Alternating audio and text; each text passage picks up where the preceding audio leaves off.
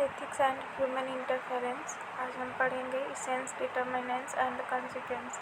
Definition है and Potter, Steward and ethics. तो definition देखते हैं। Ethics is the set of the standard that society places on itself, which help the guide behavior, choice and action as per second ARC and fourth ARC ethic governance। ठीक है, ये हो गया definition. और हम पढ़ते हैं कि पोर्टर स्टेवर्ड ने एथिक्स के बारे में क्या कहा है कि ethics is knowing differences between what you have a right to do और what is right to do. मतलब कि तुम क्या कर रहे हो, क्या सही है, क्या गलत है। ठीक है, उसमें एग्जाम्पल दिया गया है, जैसे महाभारत में भी बोला गया था कि do not do unto other what you would have not have them to unto you.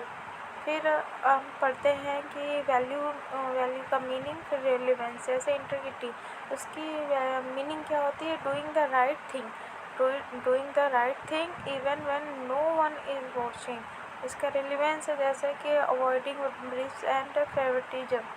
ठीक है, ऐसे ही अकाउंटेबिलिटी है, ट्रांसबिलिटी है, मीनिंग एंड ये हम ऐसे ही एक एक टॉपिक करते जाएंगे। Example of ethics and administration.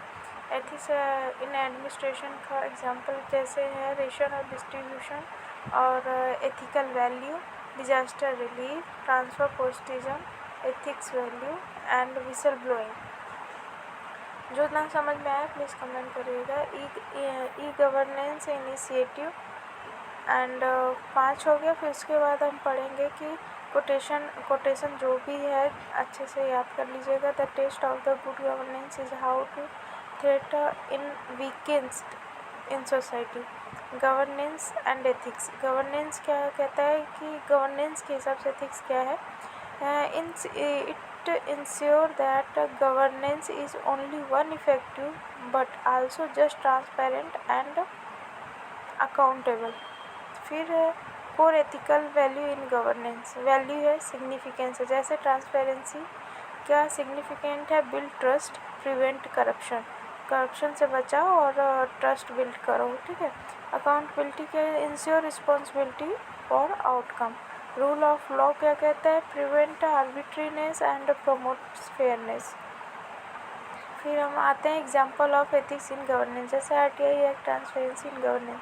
The right to information act 2005 allow the citizen to demand government record, promote the transparency, prevent security. MNREGA हुआ, जनधन आधार मोबाइल हुआ, इन्वायरमेंट गवर्नमेंट हुआ, पब्लिक कंसल्टेशन और law making.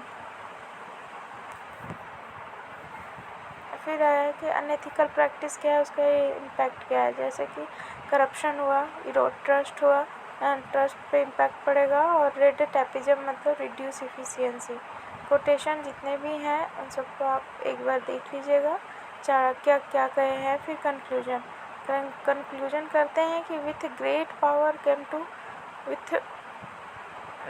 Power come great responsibility, whether since science, governance, society, ethics, interference ensure that development in human inclusion and sustainable। जो ना समझ में आए please comment करना।